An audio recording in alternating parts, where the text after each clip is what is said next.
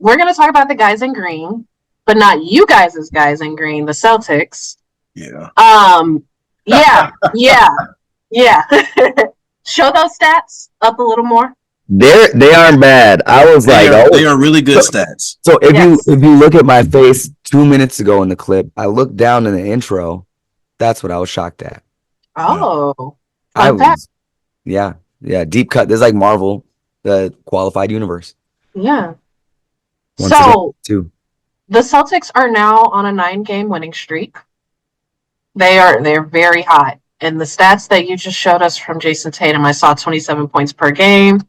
He's hot too. They're riding the hot hand.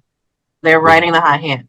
So my question for you guys is: should Jayson Tatum be in the MVP conversation, and is he making a good case? He should be in the conversation for sure. As far as making a good case, I can't say that he's not. It just gets really, really tricky. Numbers are great, right? This isn't so much about the numbers.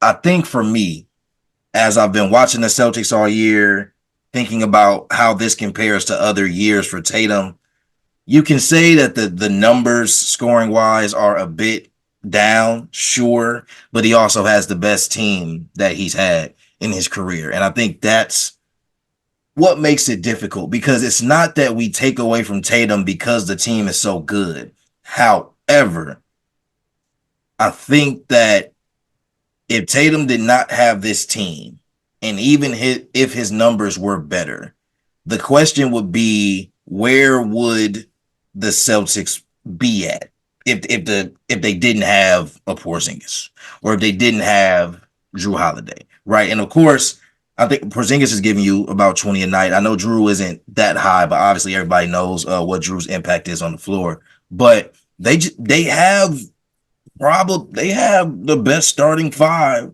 in the NBA. You know, I think the only team that might potentially be able to rival it is the Clippers, really, truly.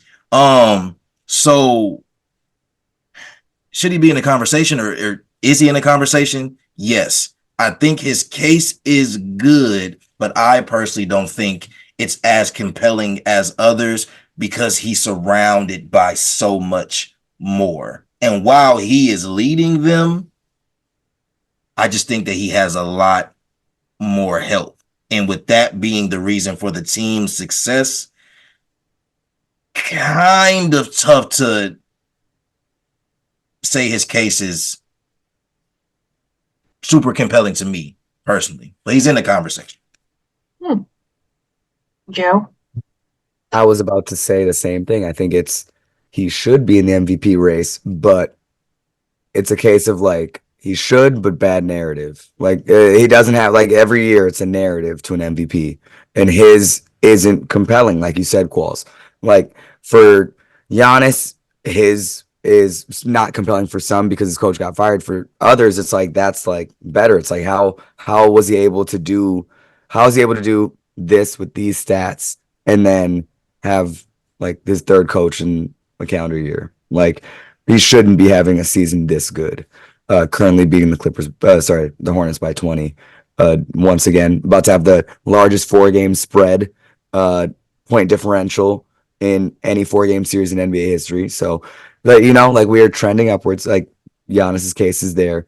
If you have Shea, I mean, the Thunder are playing phenomenal out in the West, and tonight they're gonna have a crazy game against the Spurs, which I'm gonna flip to in 20 minutes when that game starts.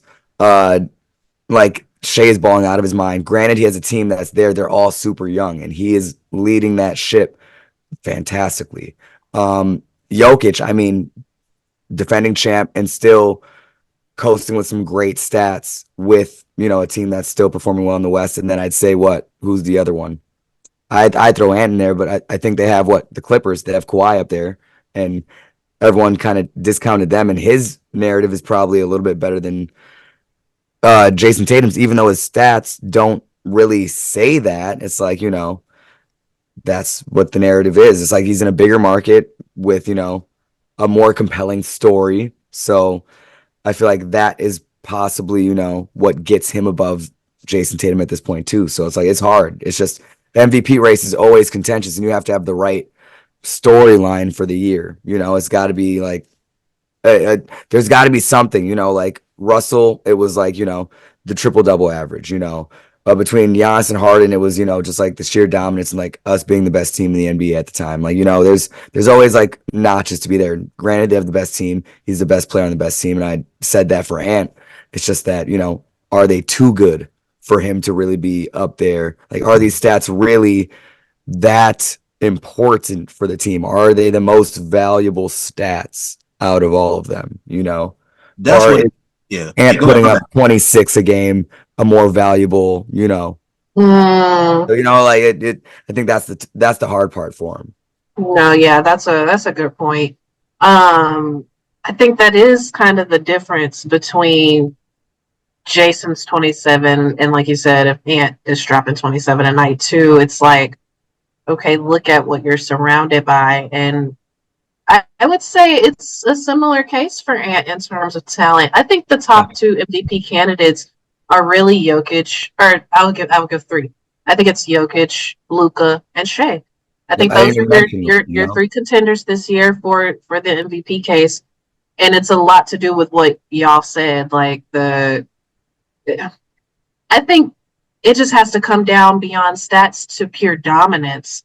Like, I don't know if Jayson is truly the guy that I will go to day in and day out if I need a bucket late. Whereas I'm not questioning if it's Luka.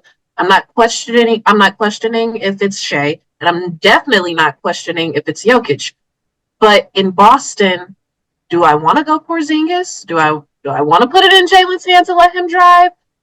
It's like you have so many options because of how finicky Jayson can be.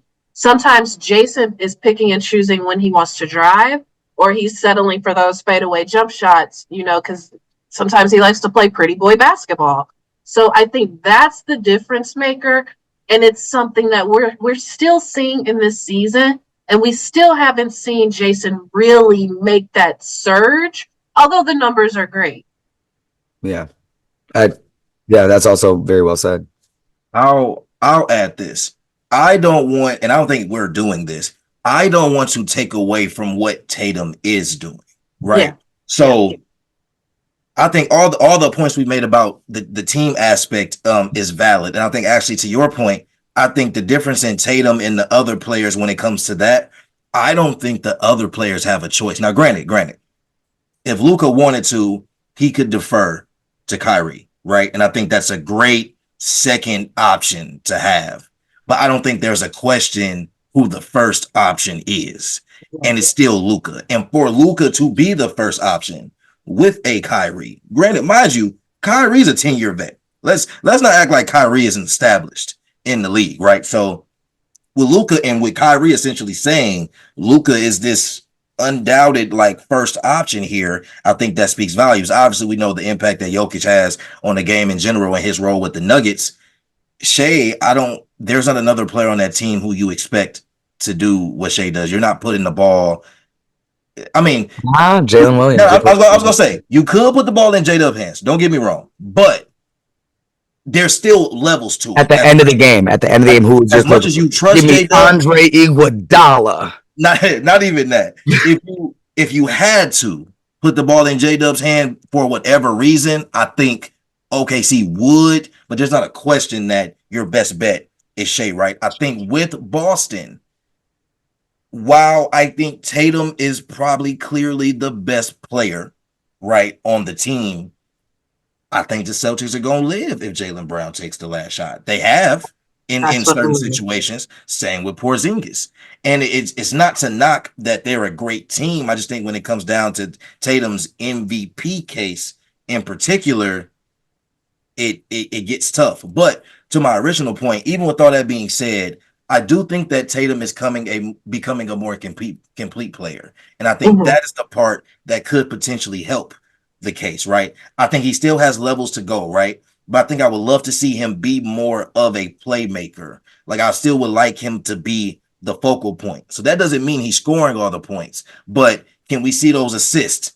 move up. I'm not saying he's going to always have to do more, but if he's giving you that 27, oh, stack team. Okay, but he averaging 8 or 9 assists as well. That changes the narrative. That changes the Yes. conversation because now he's impacting even more on what Yeah. he was doing, not just, oh, he's scoring 27. Well, that's easy Mhm. for him to score 27. And Yeah. even if you take Porzingis out and he was averaging 30, 31, is Boston the 1 seed?